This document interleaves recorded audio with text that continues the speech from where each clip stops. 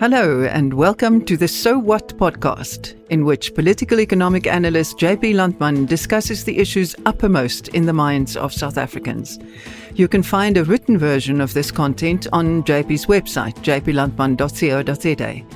I am Ruda Landman and I am your host. These first few recordings were done at our dining room table, but we will soon be moving into a studio. Hello, and a very warm welcome, as always, to this recording, which accompanies JP's latest research note. It's dated the 27th of June, 2023, and the title is Integrating Economics and Foreign Policy. JP, you quote a biographer who wrote a biography of Zbigniew Brzezinski, Jimmy Carter's national security advisor. He said, "The ignorance of geopolitical minds about economics is matched only by the economics profession's ignorance about foreign policy." And then you say that's a very apt description of the current debate in South Africa. What do you mean? Well, what the biographer said was that Brzezinski and other foreign affairs luminaries like Henry Kissinger and Madeleine Albright, the names he used, were all people that were not really very much interested in economics. They were interested in geopolitical maneuvers. But economics are extremely important in any country. And if you're the world's number one economy like America, you can probably afford not to worry too much about economics. When you're a smaller country like South Africa, you actually have to. And what struck me about that remark by the biographer is simply that in the debate that we currently have in South Africa about our foreign policy, the relationship with the US, the relationship with Russia, and so on, there is almost a Chinese wall, dare I say, between economics and diplomacy or foreign policy. And it is as if the two are totally disconnected and not talking to each other and not the one reinforcing the other. And you believe they should be integrated? Absolutely. It should absolutely be integrated. And it is just noticeable that even the US now is moving to a much more integrated economic and foreign policy approach. So I think we also have to do that. And now the question then arises, well, how do you integrate them? What in economics is important in foreign relations and the other way around? Now, thankfully, the Minister of Finance, Enoch Godongwana, answered this question in Parliament. And he said there are 4 transmission channels, that's what he called them, determining the influence of foreign policy on our domestic economy. And those 4 transmission channels, or 4 areas, is basically the currency, trade and supply chains, investment and liquidity. And what I do in note is to take each of these 4 areas, or each of these 4 transmission channels, and we look at to what extent foreign policy decisions affect the local economy via that transmission channel. Now, the first one, if I can just plunge into it, is the currency. And we saw it immediately when the Lady R fracas burst in the open and became a hot topic. What happened to the currency? What happened to the rand? Well, it depreciated immediately. It is recovered a little bit, but it is still very, very weak. What was the impact of that depreciating currency? Well, the Reserve Bank increased interest rates by 50 basis points, while everybody up till that point expected the bank to increase by 25 basis points. Now, you can say 25 basis points, 0.25% is not a lot, but if you think that you levy that interest rate charge across the entire economy, individuals, households, businesses, government itself, and so on, it adds up to a huge amount of money. So, the transmission channel worked very immediately. The currency depreciated when there was a foreign policy dispute, and South Africans are paying the price through high interest rates. Simple. So it would have been better for us to have a foreign policy stance that would not have precipitated that kind of currency depreciation.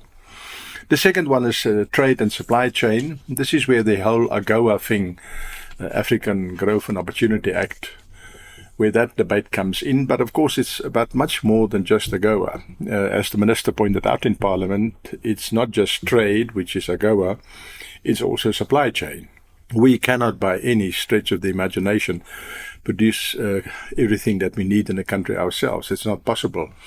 We're using cell phones, which were imported. We're using software, which are imported. We're using oil for run our motor cars, which are imported, and so on. So it's about much more than just AGOA. It's also trade. And what we did was to look at the trade, comparing the trade of two blocks. The one is 4 main Western countries, and those countries are the US, Germany, Japan, and the United Kingdom. They are our main trading partners. And Japan is an interesting case because it's not physically in the West or geographically in the West, No, not at but all. it's part of the G7 and part of that whole economic bloc. Absolutely. Yeah, you're quite right. It's located in the East, but it's part of the West. One of the things one must remember. And it is very clear that we export much more to the 4 Western countries than what we export to the BRICS. So in terms of bringing money into the country by selling our goods, our main clients are sitting in the West, not in BRICS.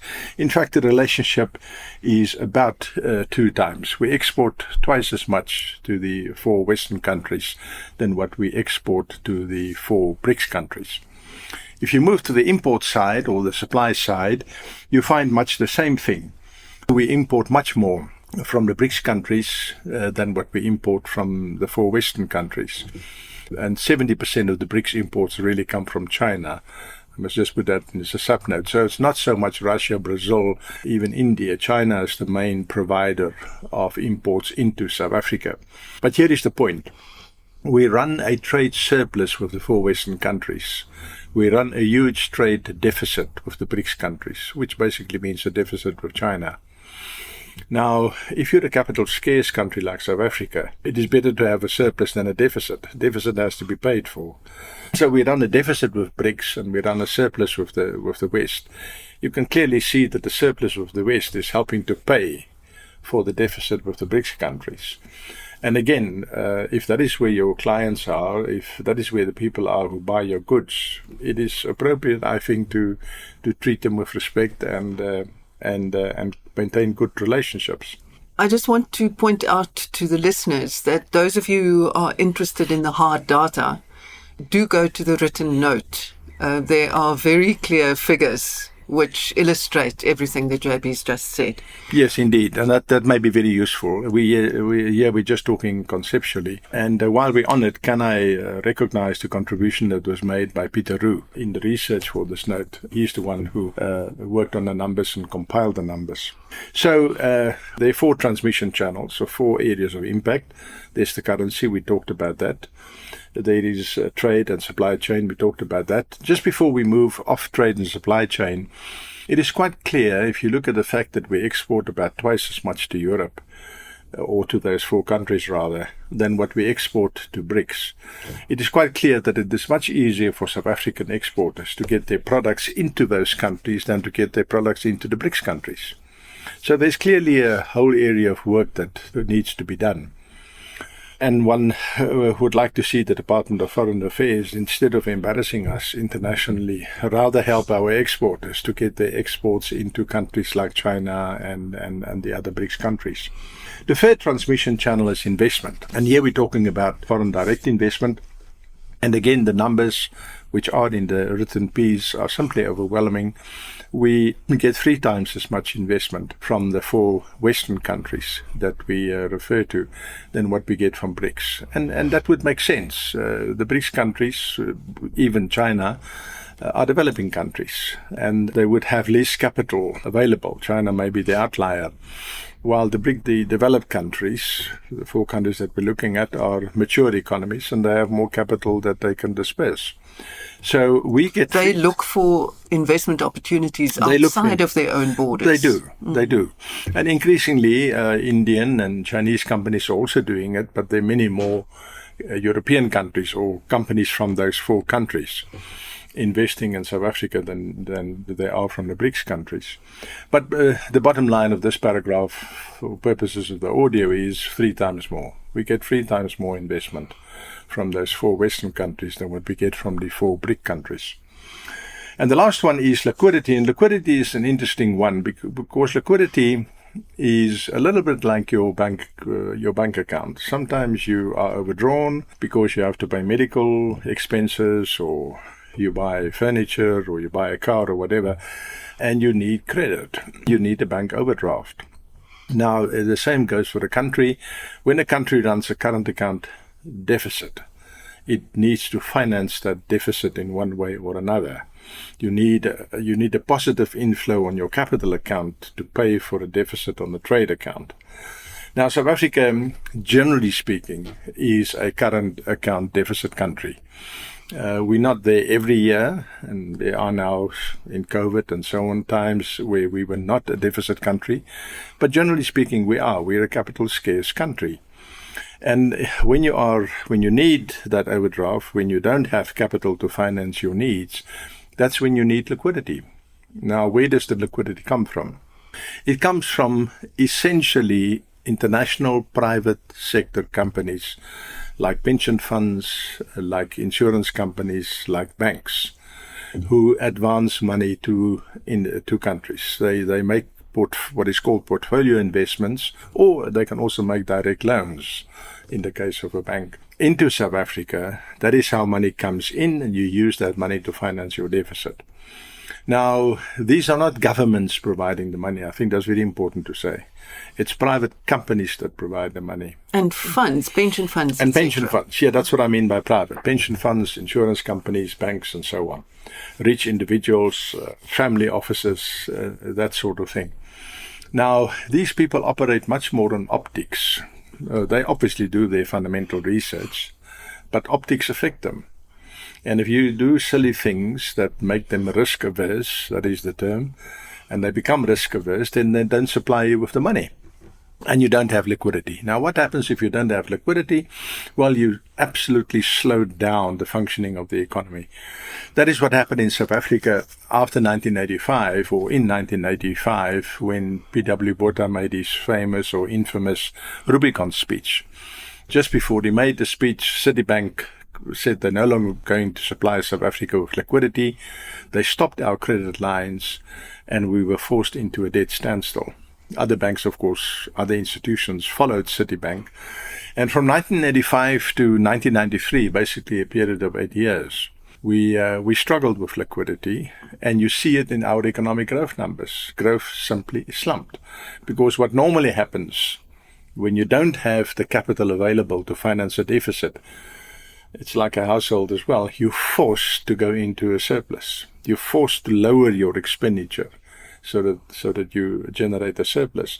Now, in economic terms, the way you do that is you force down GDP growth. You make the economy smaller, literally, so that it needs less capital, and then you are in a position where you're not dependent on foreign capital. We were there for 8 years, 85 to 93. It's not a comfortable place to be. And what we must understand, it's not just about foreign direct investment, which is the third transmission channel. It is also about this fourth transmission channel, which is liquidity, or think of it as a bank overdraft. So these are the 4 areas where the Minister of Finance said there are clear avenues, or as he called it, channels, through which the economy gets affected. And I find it a very useful frame through which to look at our foreign policy. But if one listens to that, it just really sounds as if our Department of Foreign Affairs is almost not understandable what they do.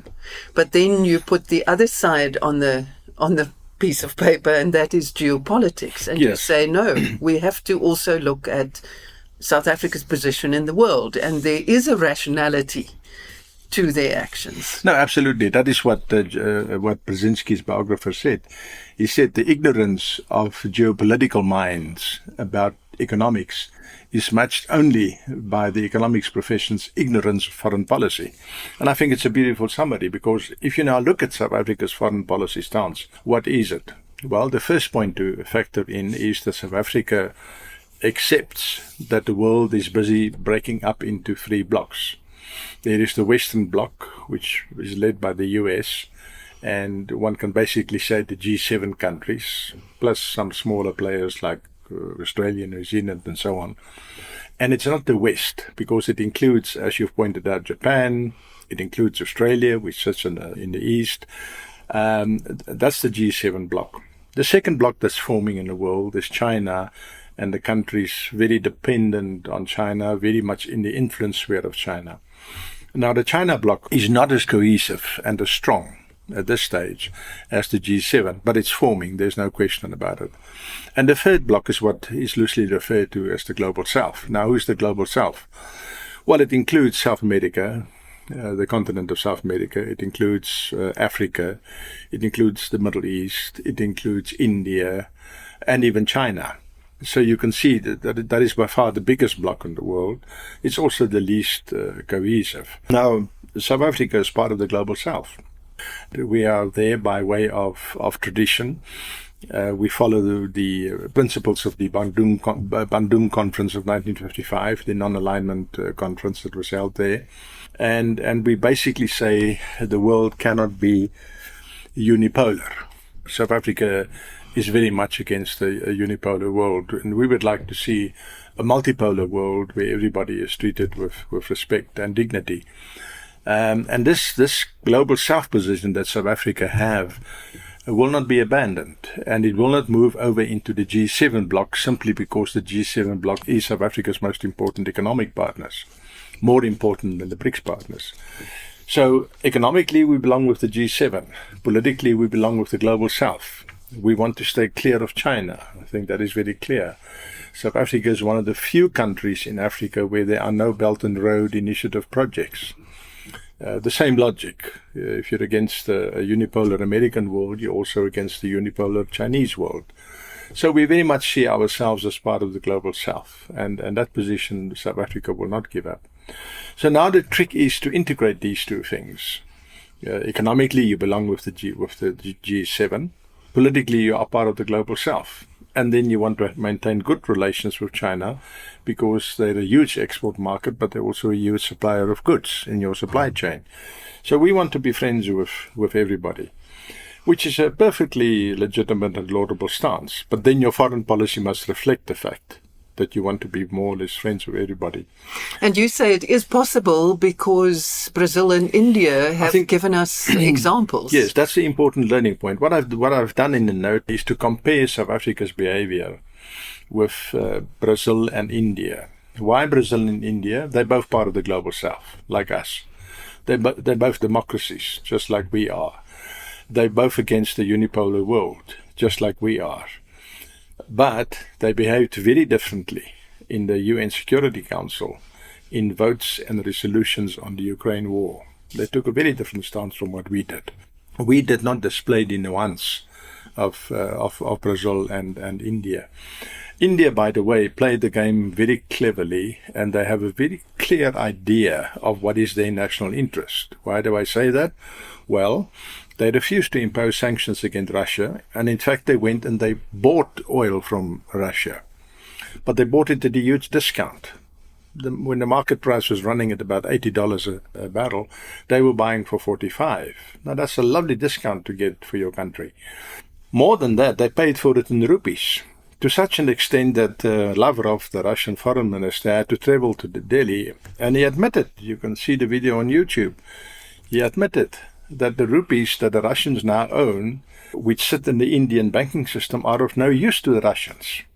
You know, what do you do with a rupee? Well, you can buy some Indian goods and then the surplus. So the Indians have got a very clear idea of what is in their own interest, and they pursued it. Didn't impose sanctions, bought the oil, paid for it in rupees in terms of their own national interest. Now, I don't detect that strong push for South Africa's national interest in our foreign policy. If you compare our position to Brazil, Lula from Brazil is very clear. He condemned the Russian invasion, but he also condemned the West and NATO specifically for stoking the war and by implication for supporting Ukraine. This was a while ago already. His foreign affairs advisor recently said, had a lovely description, he said, you cannot judge the Ukraine war by the last 1.5 years. It is a product of the Cold War. Ukraine is a victim of the Cold War. Now, I haven't heard the South African government or DIRCO saying Ukraine is a victim here. We've bought into the binary position. It's either NATO and the US or Russia. My view from the beginning is, what about the 43 million people who live in Ukraine? What about the 43 million Ukrainians? Do they not count? Are they of no relevance? It's not a binary story. It is much more complicated than just binary. Now, the Brazilians clearly understand that and say it in public. We haven't said it in public. So if you compare our behavior to the behavior of India and to the behavior of Brazil, our diplomatic behavior that is, then clearly we're not as non-aligned as they are, and not as firm in our own independent thinking and in our own independent search for what is in our national interest, like the Indian Sudan. It looks like people are thinking in terms of us and them. Yes. And that's not good enough in a tripolar world where you want to have relationships with everybody. You cannot afford the luxury of us and them. That's lazy thinking, as it is in normal life. Have we seen knock-on effects, for example, in the relationship with the G7? Yes, we have seen knock-on effects this year for the first time since the time Thabo Mbeki was president. We're talking over 20 years here in total. South Africa was not invited to the annual G7 summit. Even President Zuma went to all the G7 summits. President Ramaphosa went. This year, the invitation did not arrive. Now, you can say that is just coincidence. You can say Japan, who was the host this year, preferred to have the chairman of the African Union there. And I'm not persuaded at all, because the African Union has been around for a long time. And other host countries did not invite the chairman only. But while we're on the point, inviting the chairman of the African Union is actually, I think, not in Africa's best interest. What happens when you go to these summits regularly? Well, you develop a relationship with the other leaders, you can build trust, they can understand where you come from, you can continuously clarify misunderstandings. You become part of a network. If you have a rotating chairman, every year there's a new AU chairman, and if you have a rotating chairman now coming in and disappearing and coming in and disappearing, how do you build a network from which Africa as a continent can benefit? So I will never know, we will never know whether there's a link between our foreign policy missteps and the non-invitation to the G7, but I think it is something to take note of, and I think it is, we bluff ourselves if we say, it's only because Japan wanted to invite the whole African Union and not just a particular African country. But on the other hand, you do say that the United States may be overplaying its hand. Absolutely. Look, this whole note is about balance. It's about integrating ostensibly opposing things. It's about doing what is right, but in a way which takes you forward. Now, what we've seen in the US, in the way that they handled the Lady R story, in the way that they sanctioned a private flight school in Oudtshoorn. I mean, Oudtshoorn of all places. You know, I come from that part of the world. It is really deep rural. And to now say that flight school is a potential threat to the security of the United States is simply just rubbish. I'm sorry, but it's just rubbish. Now, the problem with this kind of overplaying your hand, it looks very arrogant. It looks very bossy. And bossiness and arrogance can have a political side effect. And the political side effect is us and them. Exactly what you referred to earlier. And plays into the hands of the people who want to mobilize. In 1977, a year after the Soweto riots, South Africa was also in dire straits. And what did John Vorster do, the then Prime Minister? He led the National Party to its biggest election victory in the nearly 5 decades that it ruled the country. How did he achieve that? Well, he just ran against Jimmy Carter. That's all. You know, the canvassers went up the street and said, who do you vote for, John Vorster or Jimmy Carter? And that's it. He wiped out the opposition. Same thing happened in Hungary more recently with the Prime Minister there, Viktor Orban. He ran against George Soros, who happened to be a Hungarian-born citizen, but is now in the US. And he just ran against George Soros. Mugabe ran against Tony Blair in several elections. So be careful for igniting us and them dynamic in politics. It may really backfire against the things that you want to advance. In summary, so what? Well, I think the summary comes out very clearly. We are economically much more integrated with the West than what we are with BRICS. As the world shifts towards the BRICS, we will obviously also become more integrated with the BRICS. And we simply don't want to choose. We want to be part of both. But at the moment, we are much more part of the West than of BRICS. Economically. So economically, that's where we sit. Our foreign policy must reflect that. And if you take our foreign policy and you compare it with other countries from the global south, then you can see that we've made a couple of missteps that we could have avoided. Just compare ourselves to India and compare ourselves to Brazil, those two other countries from the global south. As the world is breaking up into 3 blocks, it is our duty, it is in our national interest, in my view, to maintain good relationships with all 3 blocks. We're not in favor of a unipolar world. We're in favor of a multipolar world, but then you must maintain relations with the multipolar world. You cannot say, I will not deal with this one or I'll deal with that one. I think one of the so whats for me is that South Africa needs to have a much, much clearer idea of its own identity, where it stands, what it wants to say, and also its own national interest. And for me, the example remains India. You buy oil at a huge discount and you pay for it in your own currency. I mean, it hardly can get better than that. But that's because the Indians pushed for it. They realized the Russians were in a weak position and they said, yes, we'll buy your oil, but at a discount and you take our currency. And the Russians had to do that. So we can do, I really don't care what happens with Russia, but I do care about South Africa's national interest. And we must have a very clear idea what it is and then push for it aggressively in all the places where we interact. Essentially, it's about integrating own interest and international interest, own interest with our partners' interest, own identity of where you stand in the world. That is really what it comes down to. Thank you very much for a very clear and fresh look at the whole thing, and I think a more holistic view of the current international relations problem that we have. No, we must take our cue from the Brzezinski biographer. It is not just about geopolitics and it's not just about economics. It's and about it cannot both. Be about either one. It must be about both. Yeah. Thank you very much. Thank you. Thank you for listening to the So What podcast. If you enjoy this content, please don't forget to leave a review and a rating, and please consider subscribing so you don't miss any future episodes. Also, tell your friends. Remember, you can find a written version of all JP's content at jplandman.co.za.